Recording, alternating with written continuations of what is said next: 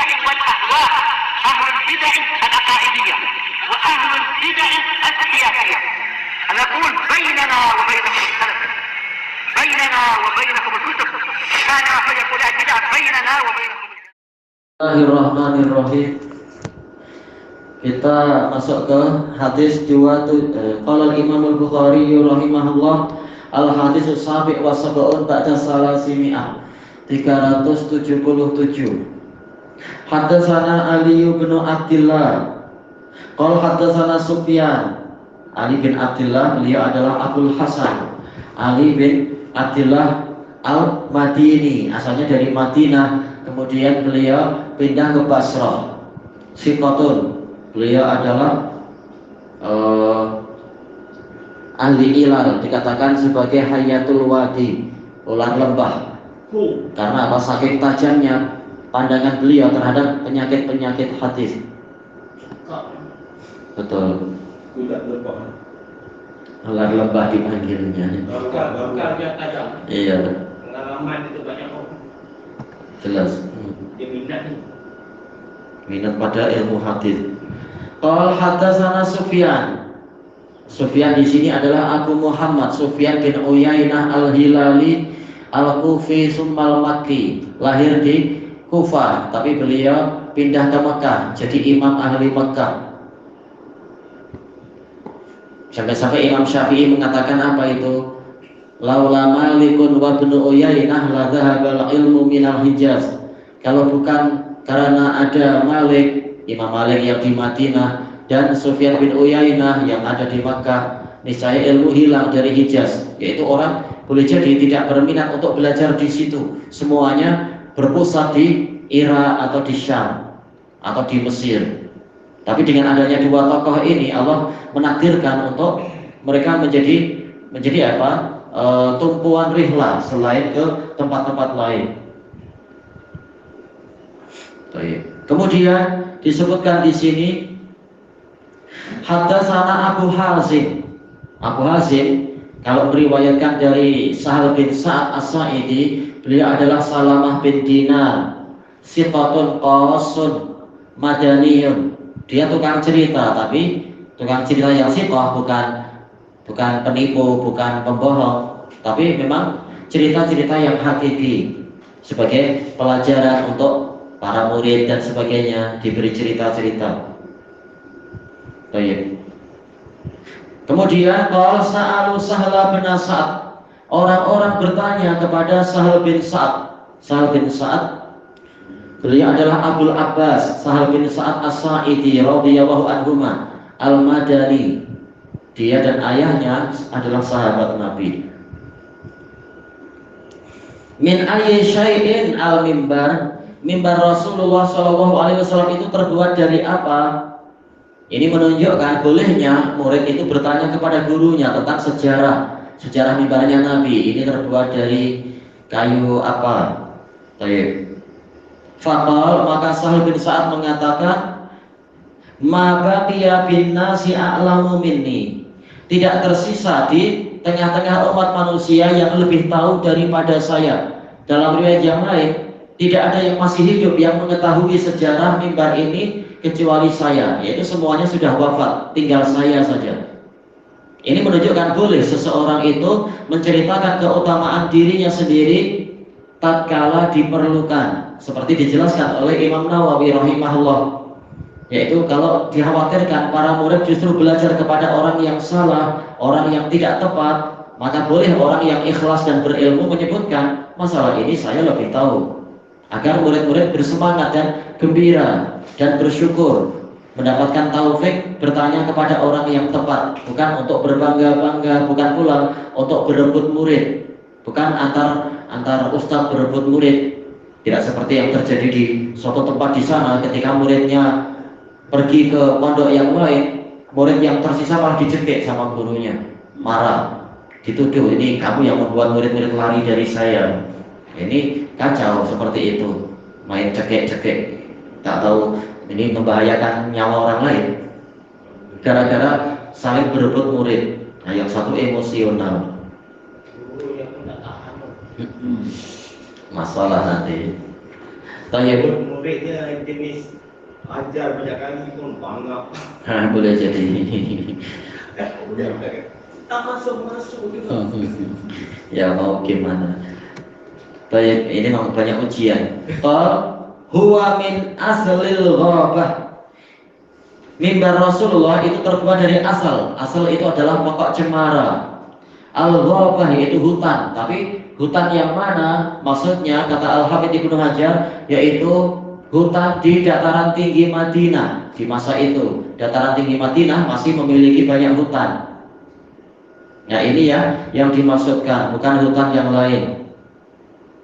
Asli cemara juga. Iya. Di masa itu banyak pohon cemara dan dibuatkan untuk Rasulullah mimbar dari pohon cemara, dari kayu pohon cemara. Ingat kurma ya. Di sana banyak hutan, masih di masa itu banyak hutan. Cemara buah dia kan, buah cemara. Ada buah yang hitam, yang apa? Hitam coklat itu, yang banyak apanya itu. Waktu anak dulu ke hutan di Gunung Indonesia dulu. Cemara Arab dengan cemara Malaysia lain. Cemara Malaysia ni dia lembut. Cemara Arab masalah tu. Tak tahu dipakai untuk apa buahnya. Pun cemara. Al-Muhim ya cemara, entah cemara jenis yang mana, ya jelas jenisnya banyak. Kemudian disebutkan di sini, kata beliau di sini apa? Amilahu fulanun maula fulanah li Rasulillah sallallahu alaihi wasallam. Yang membuatnya ini adalah si fulan, maula hamba sahaya dari si fulanah. Ada khilaf riwayat banyak sekali tentang masalah ini. Yang pasti ini adalah hamba sahaya Najjar, memang dia tukang kayu. Tukang kayu, hamba dari seorang wanita Ansoriyah. Karena kelengkapan riwayatnya, ada seorang wanita Ansor datang pada Nabi mengatakan, wahai Rasulullah, maukah Anda untuk saya buatkan suatu tempat yang tinggi yang Anda boleh duduk di atasnya seperti Anda berdiri, yaitu tinggi, boleh melihat orang sampai ke belakang-belakang. Rasulullah kemudian apa? Menyepakati. Kemudian si wanita ini memanggil hambanya yang pakar dalam masalah pertukangan, lalu disuruh untuk membuat itu menjadi apa? 3 tingkatan. Entah namanya diperselisihkan dan riwayat banyak sekali. Tapi mereka orang-orang Madinah. Kemudian waqama alaihi Rasulullah sallallahu alaihi wasallam. Rasulullah SAW berdiri di atas mimbar itu. Hina umil, tatkala mimbar telah dikerjakan, wawudi dan diletakkan di dekat dinding kiblat. Kayu berat. Iya, tapi nggak apa, mungkin dibantu sama beberapa orang boleh jadi. Ya? Iya betul. Ini ada fi'il yang mughayyirus sighah beberapa. Umila, wudi'a. Naibul fa'ilnya berarti huwa, kembali ke mimbar. Betul. Iya, boleh dipraktikkan. Dalam riwayat yang lebih lengkap yaitu dibuat menjadi 3 tingkatan. Rasulullah naik kakinya itu di atas tingkatan kedua, tingkatan ketiga itu untuk duduk. Kemudian dikatakan di sini fasta kebal kiblat. Setelah itu, yaitu dalam suatu peristiwa, beliau berdiri menghadap ke kiblat di atas mimbar itu. Wa kabbara dan bertakbir. Kata Al-Hafidz ini dalil yang menunjukkan boleh sholat di atas mimbar ketika berdiri dan rukuk, ketika i'tidal. Kalau sujud nanti mundur, turun ke bawah. Dan kata Al-Hafidz ini menunjukkan boleh antara imam dengan makmum itu posisinya berlainan. Imam lebih tinggi, makmum lebih rendah, atau mungkin sebaliknya. Ini tidak melanggar syarat sah sholat berjamaah. Kemudian dikatakan di sini waqaman nasu khalfah, dan orang-orang berdiri di belakang Nabi, yaitu di bawah, menunjukkan sholat seperti ini sah. Makmum dengan imam tidak disyaratkan berjaga sejajar tempatnya. Kemudian faqara, beliau membaca Al-Quran, waraka, beliau rukuk, waraka an-nasu khalfah, orang-orang rukuk di belakang beliau. Summa rafa'a ra'sah, kemudian beliau mengangkat kepalanya, yaitu i'tidal. Summa raja'al qahqara, kemudian mundur, kemudian kembali ke apa itu lantai dengan cara mundur. Tetap wajib untuk menghadap ke kiblat. Badan kita wajib untuk tetap menghadap ke kiblat. Kalau badan sampai menghadap ke arah yang lain tanpa udzur, ini sholatnya batal. Karena menghadap kiblat ini adalah bagian dari apa rukun sholat. Sebagian mengatakan syarat sah sholat, tak masalah. Yang penting kalau dilanggar batal kalau tanpa udzur. Mayat kalau letak tak menghadap kiblat ni Mayat waktu apa? dalam kubur. Sunnahnya adalah menghadap ke kiblat, yaitu badannya diarahkan ke kiblat, yaitu sunnah muslimin. Kalau terletak Itu menyelisih sunnah. Tetap sah tetapi menyelisih sunnah. tidak ada masalah. Ya menyelisih sunnah tidak diberkahi khawatirnya. Baik. Disebutkan oleh Al-Hafidz Ibnu Rajab di dalam kitab beliau Ahwalul Qubur, ada orang-orang yang diletakkan sudah dihadapkan ke arah kiblat, tahu-tahu kepalanya terputar ke belakang membelakangi kiblat. Nauzubillah. Orang-orang pada tengok, takut mereka, bagaimana kepalanya bergerak sendiri membelakangi kiblat. Terpot seakan-akan patah kepalanya. Akhirnya orang-orang tanya, ini apa yang dia perbuat waktu di dunia? Katanya, oh dia biasa dosa begini-begini. Nauzubillah. Demikian pula ada seorang pencuri yang biasa mencuri di kubur, tukang apa itu gali-gali kubur untuk mencuri barang-barang. Ditanya, dia sudah tobat, ditanya apa yang menyebabkan Anda tobat? Dia bilang yang membuat saya tobat adalah saya terlalu sering melihat ketika saya bongkar kubur, kepalanya terputar ke belakang. Badannya masih menghadap kiblat, tapi kepalanya membelakangi kiblat, menunjukkan ini pelaku dosa besar. Nauzubillah, dia kayak gitu. Itu ya apa barang dalam kubur. Mungkin di kubur Cina kan, mungkin ada peti ais. Kalau masa lalu kayak kapan, iya boleh dijual. Mahal, masa lalu mahal ya kan? Kalau sekarang mungkin barang-barang kemas punya kubur Cina mungkin tak tahu. Dulu di sana di suatu pulau banyak terjadi penggalian kubur Cina oleh para pencuri, dibongkar dapat harta banyak sekali. Jadi tidak takut tidak takut dengan apa itu hantu Cina apa itu. Iya. Jadi emasnya, Ya dicabut. Ya harusnya tak boleh mencuri tetap mencuri lah. Itu bukan hadiah mencuri. Lalu kita kembali ke pembahasan ini. Fasajada 'alal ard, Nabi bersujud di atas permukaan tanah. Iya, kalau sujud di atas mimbar susah sangat nanti. Mundur. Kalau berjalan mundur. Iya, tidak. Jadi tetap badannya ke arah kiblat tapi dia mundur ke belakang. Turun sedikit demi sedikit. Kalau langsung lompat nanti makmum terkejut, imamnya melompat. Pelan-pelan turun. Iya, turun dari atas mimbar. untuk sujud. Nah ini fasajada 'alal ard, nah, beliau sujud di atas tanah. Summa ada ilal mimbar, yaitu setelah naik ke berdiri untuk rakaat kedua, beliau kembali naik di atas mimbar. Kata Al-Hafidz, ini dalil yang menunjukkan bolehnya amalun yasirun fis shalah. Amal sedikit, maksudnya badan bergerak-gerak tapi tak banyak-banyak, ini boleh di dalam sholat, maju mundur, tapi sedikit, jangan banyak-banyak. Kecuali kalau udur, karena apa? Ada ular, nah itu perlu gerak banyak, boleh jadi. Kemudian dikatakan summa roka, kemudian beliau rukuk di atas mimbar. Summa rafa'a ra'sah, mengangkat kepalanya, yaitu tidak. Summa raja'al qahqara, mundur ke belakang lagi. Hatta sajada bil ard, sehingga sujud di tanah. Fahadha sya'nuh, inilah cerita tentang mimbar Nabi itu, kata Sahal bin Sa'ad. Adanya Rasulullah jadi imam atas mimbar. Iya. Betul. Hadisnya belum lengkap, nanti akan disebutkan lebih lengkap. Nabi mengatakan innama fa'altu hadza lita'tammu bi wa ta'lamu sholati.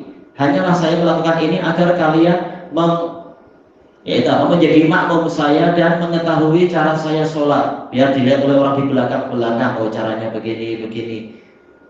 Di masa itu Nabi mencontohkan langsung biar mereka lihat. Baik. Sekarang nggak perlu. Sekarang insya Allah sudah tersebar ilmu ini, ilmu masalah tata cara sholat. Tinggal yang rinci-rinci ya dibaca baik-baik. Rasulullah naik di atas mimbar itu jadi imam, itu turun bawah hari. Iya, turun untuk sujud. Itu naik lagi. Iya. Memang masa-masa itu pengajaran betul-betul sangat serius tuh, sampai macam itu. Buat haji pun Nabi naik itu untuk Iya betul, untuk dilihat. melihat kita tak boleh buat lah. Udah nggak ada utang. Jangan tahu aku untuk. Masalah boleh kalau mampu, tapi mungkin yang tua-tua kok naik bagi, naik apa itu. Naik bagi boleh. Naik bagi. Naik onta nanti orang marah. Naik bateri itu pakai. Ah iya boleh. Skuter tu. Kalau ada onta masuk nanti berak, oh malah polis nanti. Rasulullah dulu tahu guna unta. Iya.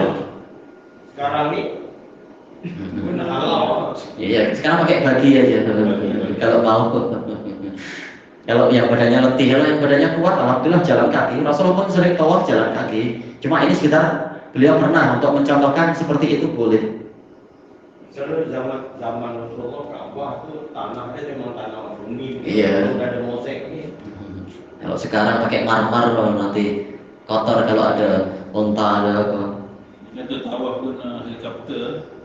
Boleh. Bising nanti. Ada kain-kain yang terbang nanti. Baik. Kita habiskan di sini. Qala Abu Abdillah, Imam Bukhari berkata, qala Ali bin Abdillah Ibnul Madini berkata, sa'alani Ahmad bin Hanbal rahimahullah. Ahmad bin Hanbal rahimahullah bertanya kepadaku an hadzal hadis, tentang hadis ini. Disebutkan oleh Al-Hafidz di dalam riwayat lain. Memang apa? Imam Ahmad tidak mendapatkan hadis ini dari Sufyan bin Uyainah, padahal Sufyan guru Imam Ahmad. Tapi biasa kan kadang murid tertinggal atau tidak ada tidak mampu untuk berangkat hari ini, ya murid yang berangkat ya dapat ilmu lebih, ini biasa. Maka Imam Ahmad tanya ke temannya ini, Ali bin Abdillah. Beliau mengatakan, fa inna ma aradtu anna Nabiyya sallallahu alaihi wasallam kana a'la minan nas. Hanyalah yang saya inginkan dengan meriwayatkan ini, kata Ali Ibnul Madini, yaitu ingin menjelaskan bahwasanya Nabi Shallallahu Alaihi Wasallam waktu itu lebih tinggi tempatnya daripada orang lain, daripada para makmum. Tayyib. Fala ba'sa ayyakuna imamu a'la minan nas. Maka tidak mengapa imam itu lebih tinggi posisinya daripada orang-orang yang lain. Bihadzal hadis, dengan hadis ini. Qala faqultu inna Sufyan bin Uyainah kana yus'alu an hadza katsiran. Saya mengatakan, saya ini siapa? Ali Ibnul Madini. Sesungguhnya Sufyan bin Uyainah sering ditanya tentang ini. Falam tasma'u minhu, apakah kamu tidak mendengar ini darinya? Qala la. Imam Ahmad jujur mengatakan, iya saya tidak mendengar. Mungkin ya kebetulan beliau memang hari itu tidak hadir dan sebagainya. Kata Al-Hafidz, sebenarnya pembahasannya bukan ini. Bukan pembahasan boleh tidak bolehnya di atas mimbar, tapi bolehnya seseorang sholat di atas kayu atau tempat-tempat yang bukan tanah. Inilah yang menjadi pembahasan sebenarnya. Ya termasuk ya mimbar juga. Intinya tidak selalu sholat itu harus kakinya menempel di tanah. Boleh ada perantara dan sebagainya tatkala diperlukan. Baik. Adapun kalau tidak diperlukan, tidak perlu untuk naik-naik, ya sudah. Sholat asalnya adalah di atas tanah. Sholat wajib itu di atas permukaan tanah, sebagaimana dalam hadis Ibni Umar. Ilahuna wallahu a'lam. Subhanakallahumma wa bihamdika la ilaha illa anta astaghfiruka wa atubu ilaik. Alhamdulillahirabbil alamin. Jazakumullahu khairan.